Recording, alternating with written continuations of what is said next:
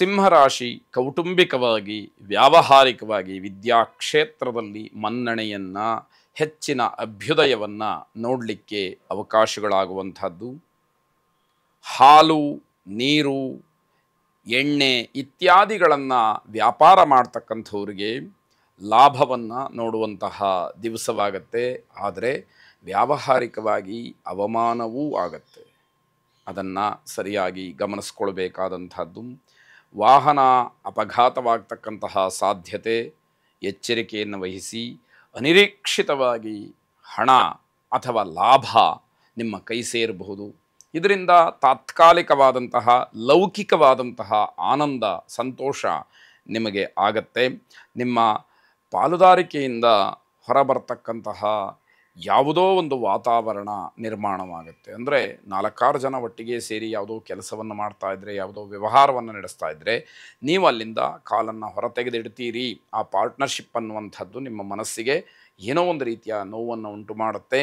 ಬೇಸರವಾಗೋದ್ರಿಂದ ನಾನು ಇವರ ಜೊತೆಯಲ್ಲಿ ಕೆಲಸ ಮಾಡೋದಿಲ್ಲ ಅನ್ನುವಂತಹ ನಿರ್ಧಾರವನ್ನು ಮಾಡಬಹುದು. ಕಪಾಲಿನಿ ದೇವಿಯನ್ನು ವಿಶೇಷವಾಗಿ ಪ್ರಾರ್ಥನೆ ಮಾಡಿ.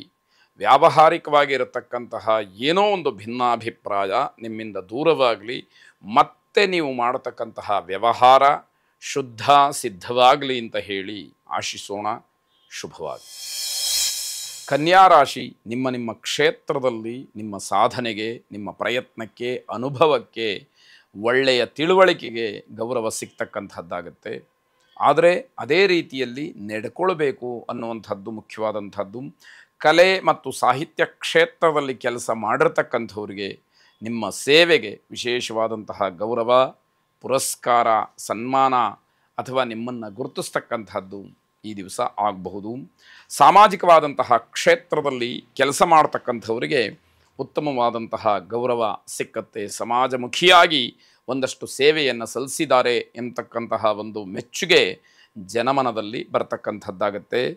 ಭೂ ವ್ಯಾಪಾರಿಗಳಿಗೆ ಈ ದಿವಸ ಯಾವುದೇ ರೀತಿಯ ಪ್ರಯೋಜನ ಇಲ್ಲ. ಯಾಕೆ ಅಂತಂದರೆ ರಿಯಲ್ ಎಸ್ಟೇಟ್ ಆಗ್ಬೋದು, ಯಾವುದೇ ಮಾರಾಟಗಳಾಗಬಹುದು, ಕೊಂಡುಕೊಳ್ಳೋದಾಗಬಹುದು, ಆಷಾಢವಾಗಿರೋದ್ರಿಂದ ಎಲ್ಲವೂ ಕೂಡ 1 ತಿಂಗಳ ಮಟ್ಟಿಗೆ ಸ್ಥಗಿತವಾಗಿರಬಹುದು. ಆ ರೀತಿಯ ವ್ಯವಹಾರದಿಂದ ಯಾವುದೇ ಲಾಭವನ್ನು ನಿರೀಕ್ಷೆ ಮಾಡುವಂಥದ್ದಲ್ಲ. ನಿಮ್ಮ ವೈಯಕ್ತಿಕವಾದಂತಹ ಕೆಲಸಗಳು, ಮುಂದಿನ ದಿನಮಾನದಲ್ಲಿ ಮಾಡಬೇಕಾದಂತಹ ವ್ಯವಹಾರಕ್ಕೆ ಪೂರ್ವ ಸಿದ್ಧತೆ, ಇದೆಲ್ಲವನ್ನು ಮಾಡಿಕೊಳ್ಳಿಕ್ಕೆ ಇದು ಕಾಲಾವಕಾಶ ಅಂತ ಹೇಳಿ ಭಾವಿಸಿ. ನಿಮ್ಮ ವ್ಯವಹಾರದಲ್ಲಿ ನಂತರದ ಪ್ರಯತ್ನಗಳು ಶುಭವಾಗಲಿ ಅಂತಕ್ಕಂಥದ್ದು. ಉತ್ತಮವಾದಂತಹ ಕೆಲಸಗಳನ್ನು ಆರಂಭ ಮಾಡೋದಕ್ಕೆ, ಅದರ ಬಗ್ಗೆ ಚಿಂತನೆಯನ್ನು ನಡೆಸಲಿಕ್ಕೆ ನೀವು ಒಂದಷ್ಟು ಸಿದ್ಧತೆಯನ್ನು ಮಾಡಿಕೊಳ್ಬೇಕಾಗತ್ತೆ. ಅನ್ನಪೂರ್ಣೇಶ್ವರಿಯನ್ನು ವಿಶೇಷವಾಗಿ ಪ್ರಾರ್ಥನೆ ಮಾಡಿ. ಶುಭವಾಗಿ.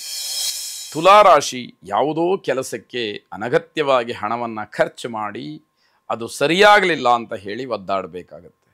ಎಷ್ಟೇ ಬುದ್ಧಿವಂತರಾಗಿರ್ಬೋದು, ಎಷ್ಟೇ ಅನುಭವಿಗಳಾಗಿರ್ಬೋದು, ಗ್ರಹಗತಿ ಕೆಟ್ಟು ಗ್ರಹಗತಿ ಚೆನ್ನಾಗಿಲ್ಲ ಅಂತಾದರೆ ಈ ರೀತಿಯ ಘಟನೆಗಳೆಲ್ಲ ಸಂಭವಿಸುತ್ತೆ. ಅದನ್ನು ಅನುಭವಿಸಿಯೇ ತೀರಬೇಕಾದಂಥದ್ದು.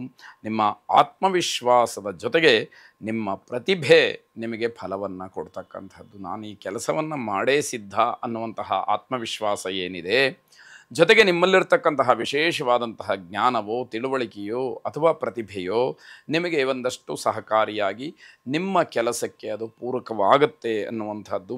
ನಿಮ್ಮ ಪ್ರತಿಭೆಯನ್ನು ವೈಯಕ್ತಿಕವಾದಂತಹ ಲಾಭಕ್ಕಿಂತ ಸಮಾಜ ಸೇವೆಗೋಸ್ಕರವಾಗಿ ನೀವು ಮುಡುಪಾಗಿಟ್ಟರೆ ಅಥವಾ ವಿನಿಯೋಗ ಮಾಡಿಕೊಂಡ್ರೆ ನಿಮ್ಮ ಗೌರವ ಇನ್ನಷ್ಟು ಮತ್ತಷ್ಟು ಹೆಚ್ಚಾಗ್ತಕ್ಕಂಥದ್ದು.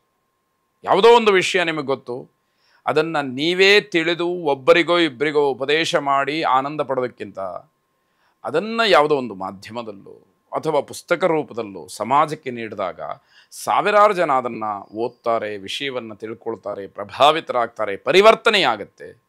ಇಂತಹ ಒಂದು ಸಾಹಸ ಅಥವಾ ಇಂತಹ ಒಂದು ಕೆಲಸ ನಿಮ್ಮಿಂದ ಆದಾಗ ಜನರಲ್ಲಿ, ಸಮಾಜದಲ್ಲಿ ಉತ್ತಮವಾದಂತಹ ಧನಾತ್ಮಕವಾದಂತಹ ಪರಿವರ್ತನೆಗೆ ನೀವು ಕಾರಣರಾಗ್ತೀರಿ. ಅದು ನಿಜವಾಗಿಯೂ ಕೂಡ ಒಂದು ರೀತಿಯ ದೊಡ್ಡ ಸಮಾಜ ಸೇವೆಯಾಗ್ತಕ್ಕಂಥದ್ದು. ರಾಜಕೀಯ ವ್ಯಕ್ತಿಗಳ, ಗಣ್ಯರ ಬೆಂಬಲ ನಿಮಗೆ ಸಿಕ್ಕುವಂಥದ್ದಾಗ್ಬೋದು. ಅದು ಪ್ರತ್ಯಕ್ಷವಾಗಿರ್ಬೋದು ಅಥವಾ ಪರೋಕ್ಷವಾಗಿ ಆಗಿರಬಹುದು. ನಿಮ್ಮ ಕೆಲಸಕ್ಕೆ ಒಂದು ರೀತಿಯಲ್ಲಿ ಉತ್ತೇಜನ ಸಿಕ್ಕತ್ತೆ ಅನ್ನುವಂತಹ ಅರ್ಥ. ಮಹಾಗಣಪತಿಯನ್ನು ವಿಶೇಷವಾಗಿ ಪ್ರಾರ್ಥನೆ ಮಾಡಿ. ಶುಭವಾಗಿ.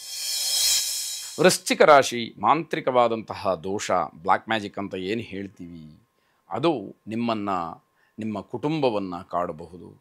ಮನೆಯಲ್ಲಿ ಏನು ಮಾಡಿದರೂ ಕೂಡ ಸಮಾಧಾನ ಇಲ್ಲ, ಯಾವುದರಿಂದಲೂ ಕೂಡ ನೆಮ್ಮದಿ ಸಿಗ್ತಾ ಇಲ್ಲ. ಸಂಪಾದನೆ ಮಾಡ್ತೀವಿ, ಆದರೆ ಕೈಗೆ ಬಂದಂತಹ ಹಣ ನಮ್ಮ ವೈಯಕ್ತಿಕವಾದಂತಹ ಕೆಲವು ವಿನಿಯೋಗಕ್ಕೆ ಅದು ಉಪಯೋಗಕ್ಕೆ ಬರ್ತಾ ಇಲ್ಲ ಅನ್ನುವಂಥದ್ದು. ಇನ್ನು ಕೆಲವರಿಗೆ ದುಡ್ಡಿದೆ, ಆದರೂ ಕೂಡ ಯಾವ ಕೆಲಸಗಳೂ ಆಗ್ತಾ ಇಲ್ಲ, ಮನಸ್ಸಿಗೆ ಸಮಾಧಾನ ಇಲ್ಲ ಅನ್ನುವಂಥದ್ದಾಗತ್ತೆ. ಈ ದಿವಸ ಪ್ರಯಾಣಕ್ಕೆ ಅಷ್ಟು ಒಳ್ಳೆಯದಾದಂತಹ ದಿವಸ ಅಲ್ಲ.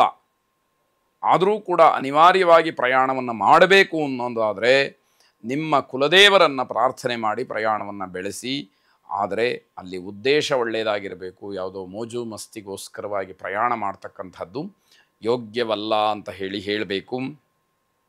ಈ ದಿವಸ ಮನೆಯಲ್ಲಿ ದಾಂಪತ್ಯ ಜೀವನದಲ್ಲಿ ಏನೋ ಒಂದು ರೀತಿಯ ಆನಂದ ಅಂತಕ್ಕಂಥದ್ದು ನಿಮ್ಮ ಪಾಲಿಗಿರುತ್ತೆ.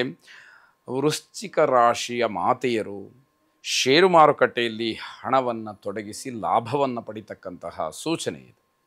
ಹಾಗಾಗಿ ಮಹಾಲಕ್ಷ್ಮಿಯ ಅನುಗ್ರಹ ಧನರೂಪವಾಗಿ ನಿಮಗೆ ಸಿಗ್ತಕ್ಕಂಥದ್ದಾಗತ್ತೆ. ಹಳೆಯ ಷೇರುಗಳೇನಾದರೂ ಇದ್ದರೆ ಉತ್ತಮವಾದಂತಹ ಬೆಲೆಗೆ ಮಾರಾಟವಾಗ್ತಕ್ಕಂಥದ್ದು ಆ ಸೂಚನೆಯೂ ಕೂಡ ಇದೆ. ನಿಮ್ಮ ವೈಯಕ್ತಿಕವಾದಂತಹ ನಿರ್ಧಾರಗಳಿಂದ ಅವೆಲ್ಲವೂ ಕೂಡ ಆಗುವಂಥದ್ದಾಗತ್ತೆ. ಸಂಪತ್ ಲಕ್ಷ್ಮಿಯನ್ನು ಪ್ರಾರ್ಥನೆ ಮಾಡಿ ನಿಮ್ಮ ವ್ಯಾವಹಾರಿಕವಾದಂತಹ ಅಭ್ಯುದಯ ಇನ್ನಷ್ಟು ಮತ್ತಷ್ಟು ಆಗಲಿ. ಶುಭವಾಗಿ.